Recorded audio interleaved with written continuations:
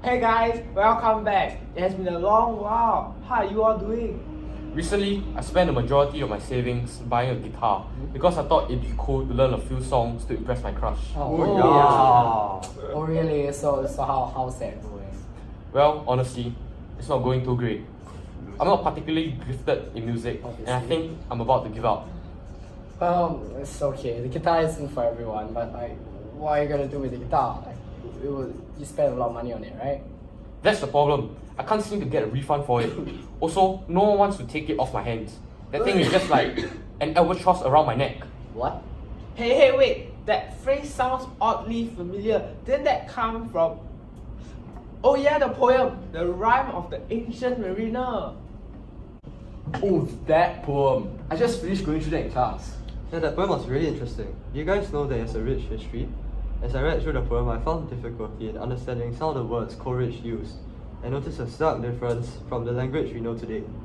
I did some research and I found out that the text dates back to 1798. Oh wow. Hey, isn't that like around the age of enlightenment, preceding like the romantic age, like from romantic music? And this was also like around the time where there was like a lot of rapid industrial revolution.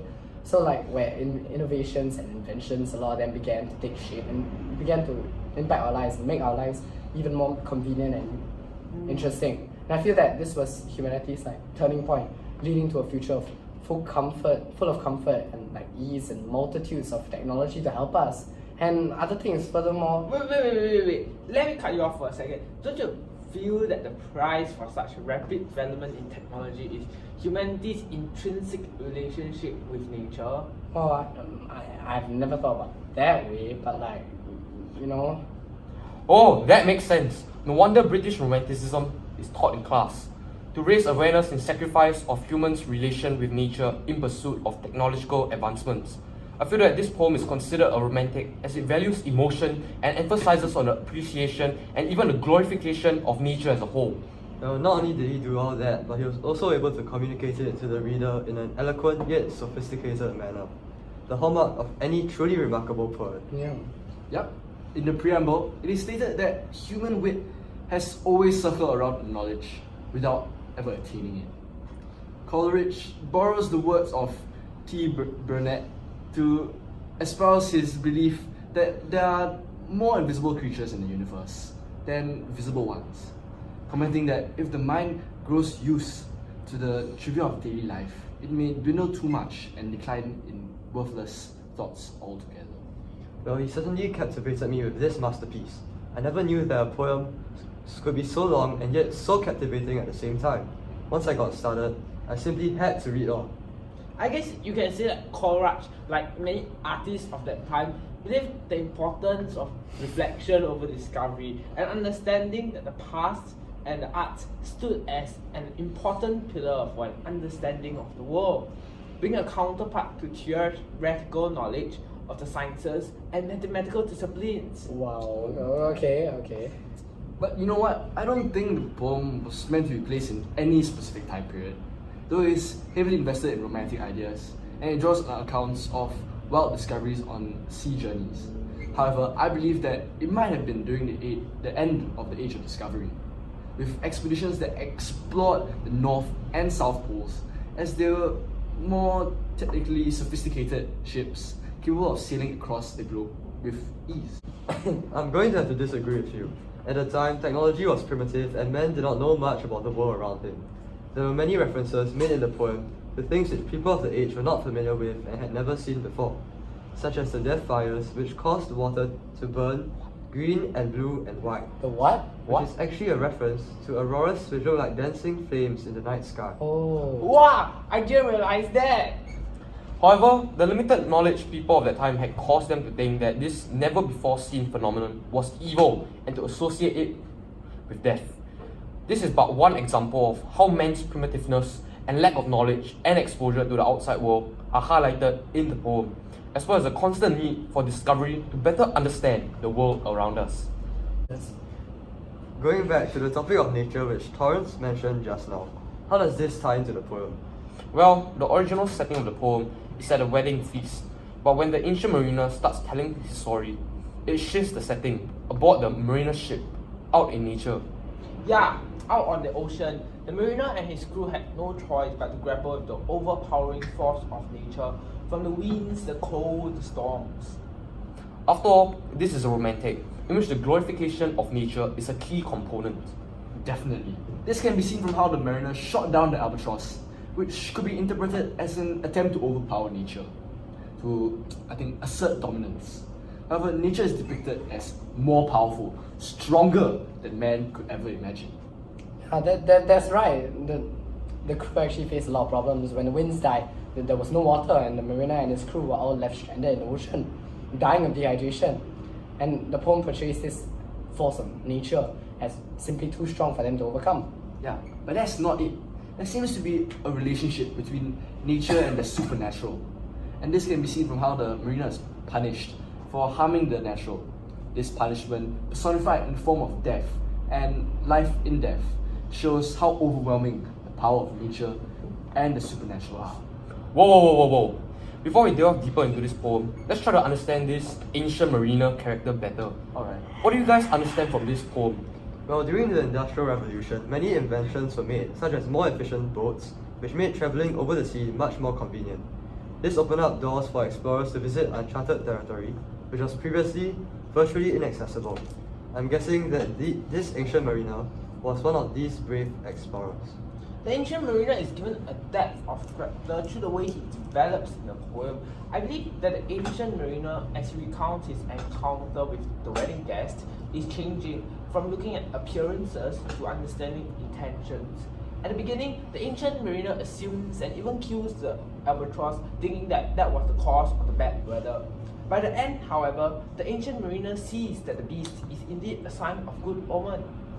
Yes, the ancient mariner admits the importance of the example of God, who loveth well both man and bird and beast. In the end, the ancient mariner changes because he sees the importance of loving, of changing his circumstances, not by killing, but contrastingly to understand one's intentions. As important as it is to understand the intentions of nature. Notice that it was also noted that the wedding guest moves on as a sadder and wiser man, and rose the moral morn.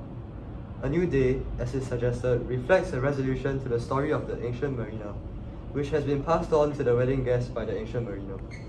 You know, I feel like all your points are valid, and I guess we can all agree that Coleridge actually put a lot of thought into the development of this character. Don't you think so? Of course. Yeah, like the first impression I got from the poem is that the ancient mariner was like this odd, peculiar, quirky character with like a long grey beard and glittering eye, which like, yeah, he kind of grabs this unexpected wedding guest, like snatches him aside and forces him to listen to his story, which is very, very weird for an old man or anyone for that matter.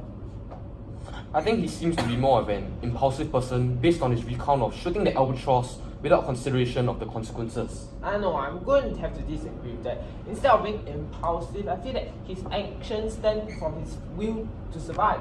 From the start, the ancient mariner recounts his call, God save thee. Ancient mariner, from the fiends that plague thee thus, why look'st thou so? Before he shot the albatross with his crossbow. While the ancient mariner may seem inhospitable, it's evident that his actions are for survival, as he believes that the mist or cloud on mast or shroud that perched for Vespers 9 was caused by the albatross. Then again, the poem never really explained the reasons for his actions. It's unclear if the mariner kills the albatross out of impulse for survival, or perhaps it killed it out of hatred for nature. I mean, that's really interesting. And I feel that this point in our discussion really highlights the ambiguity laid out throughout this ballad of a poem. This can be linked to how it allures us to appreciate the genre of romanticism, especially now in the 21st century. Hey, did you guys realize that instead of having one prominent mood throughout, the poet includes multiple moods which evolve and change as the poem progresses?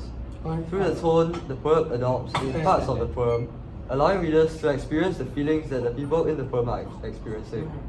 Wait, I don't really understand where you're coming from. Here's an example. In part 1 of the poem, the poet utilizes an optimistic tone, which invokes a feeling of excitement and anticipation in the reader. However, this jolly tone is replaced with a melancholy one. When the temperatures drop, which abruptly becomes one of hope and expectation once more, when the albatross appears and the weather improves. Yeah. Wow, it makes so much more sense now. It seems as though the only constant in this poem is change. Yes. Exactly, the changing mood mirrors the rise and fall of waves in the sea, and through this comparison, Coleridge reflects the unpredictability of life. But isn't like the mood just change with how the story goes? Like when he's setting out on his new adventure, that he feels very hopeful and optimistic as one usually would, and when he meets setbacks, he would naturally feel worse and more despondent. I mean, we see the confidence at the start of his journey to the apprehension and fear in between the poem, and finally the wisdom at the end of the poem. And we see that Coleridge maps out not just words on the page, but more so a reflection of the growth of a character. Of course, through noting finally that the mariner's beard with age is hoar, Coleridge completes his masterpiece by the final resolution of his character with the use of changes in the mood. Yeah, I think this poem is actually really embedded with so much hidden meaning, and there's certainly more to it than meets the eye. Oh, speaking of hidden meanings, you guys realize that Coleridge employs a distinct writing style in the poem by intentionally allowing it to flow with little similarity of the structure between stanzas. I realized that like most of the stanzas trying to run on for about like 4 lines, while others got up to 6 lines. I couldn't really think of any possible explanation other than to maybe show the inconsistency and the unpredictability of what the poem is talking about, the story and its allegory for life. Actually, this could reflect apprehension of the expedition and the many unexpected challenges that may emerge, which take differing amounts of time to overcome. Para-rhyme is also employed with certain lines within the stanza rhyming with each other while others do not. Examples being forlorn, mourn, and small, all. Again, the lack of stability of the rhyme scheme suggests a kind of order that flows, both throughout the poem and on the expedition. Yeah. So now that we all have a better understanding of the poem, what stood out for you, like in the poem? I guess I like the use of symbols, like particularly the albatross. Like, if I'm not mistaken, the albatross was like an omen of good luck for the sailors, since they usually appear when winds grow stronger, allowing for the ship to travel faster. But as the story built on, this complexity of this symbol grew, and the dead albatross, from my interpretation, is a mark of sin instead of the albatross being like the usual symbol of good luck, and like where the albatross is rung about my neck. And this kind of subversion of our expectations is what keeps it very interesting throughout this poem. Yeah. But tell me if I'm wrong, but doesn't that seem to be like some kind of allegory, perhaps to Christianity? Like the killing of the albatross can be seen as a representation of common like Christian stories, disobeying God and going against the order of natural things, then falling out of God's favor, being punished. Doesn't that sound a little familiar? Sounds like something similar to the story of Adam and Eve. Perhaps there's more to this Christian allegory. After all, the mariner who has turned over a new leaf has become a herald or prophet of sorts, instructing others to be like him, appreciate and respect God and all of his creations. This poem definitely captures many aspects of Christian symbolism. Well, to be honest, though it was a riveting poem, it took me a while to understand the language and plot. But alas, I feel that this is a very imaginative and creative work of literature. I think the premise of an old sailor recounting his adventure to a young stranger is quite an odd and amusing concept, though it did hook me in to read it. Yeah, I definitely agree. And I think that most importantly, it embodies the concept of British Romanticism very well. Yeah. But wait, you guys talking about British Romanticism? Well, what is that actually? Oh, well, British Romanticism simply refers to things being made during the Romantic period, which is just around after the 18th century. Yeah, adding on to what Wipom said, it was particularly significant because before this, during the 18th century, almost all literature was about the generalization of people.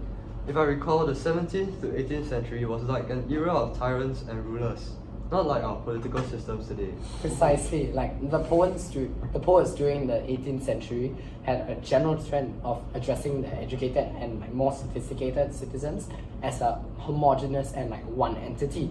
And even then, poetry was especially unequivocal for poets to seemingly take the role of a spokesperson for the society, and their words are usually passed as like the thoughts of the masses, and it's generally passed as them being the representation. Wow. So like, poems were representatives of the people then? And the new romantics or 19th century poets use that influence poet had on people and start to deviate from the norm. They start writing poems about individual thoughts and emotions, and poetry really was used to express themselves on a more personalized level.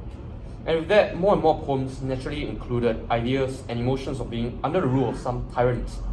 Thus, others would easily relate to this and revolt. Yeah, like the infamous French Revolution. Yeah. Exactly. So hey guys, so moving our discussion back to the wider philosophies and perspective, for the more literal aspects of the poem, what intrigues you about this poem, right? Oh yeah, how about the weird Latin preamble before the poem? Yeah. Doesn't it make you wonder why Coleridge Latin preamble. would want to include something Latin to preempt the poem when the whole poem is in English? I feel that since the preamble talks about there having more invisible creatures than in the universe than visible ones, and concluding by asking readers to be on the watch for the truth, keeping a sense of proportion so that we can tell what is certain from what is uncertain, and day from night. Yet the poem tells us to live with all, to a certain extent, going against telling what is certain from what is uncertain. Or could a poem be, on a high level, talking about the importance of the appreciation of different disciplines of knowledge, including the arts, as it was in the Romantic age? Could Coleridge have written his poems with the hope that people will continue to create the arts as it was God who has made and loveth all? Oh guys, looks like we're running out of time. What do you guys personally feel about this poem? Initially, when I read the poem, I felt that the rhythm that ran through the poem was merely atypical of a poem of that time, similar to a ballad. However, after further analysing the poem more thoroughly, I noticed the not so subtle iambic tetrameter and iambic trimeter employed by Coleridge, and found a resemblance to an English ballad classic to that time to really entice me to read such a long poem, 21 pages to be exact. All in all, I feel that this poem will be a stepping stone in my appreciation for poems for their rhythms instead of the subtle hints hidden between the lines of the poem. Indeed, this poem is truly a unique piece of work due to its length and complexity. Yup. Until today, given how the phrase "an albatross around my neck" is still alive and it is in today's popular culture and media, proves just how the poem has impacted English readers from all walks of life. Yeah, especially how not just this poem but British Romanticism in general has kind of paved the way for modern day fiction and the idea of prioritizing things like imagination over just dictating real life. And it kind of inspires people to express their way and kind of cements poetry as a form of expression of oneself rather than being something more like a newspaper or news article, something like that. Oh, that's why I differentiate between poems and non-fiction prose. I believe the text continues to represent the voices of British Romanticism, and it shows just how the words of those age, while having changed in expression in today's context, really stays constant in terms of the ideals the writers of the age believed in. Yeah. Hey guys, speaking of which, what am I going to do about this albatross? I mean the guitar. Don't worry, I'll gladly take the guitar off your hands. The guitar CCA is definitely in need of guitar. Thanks people, I owe you one.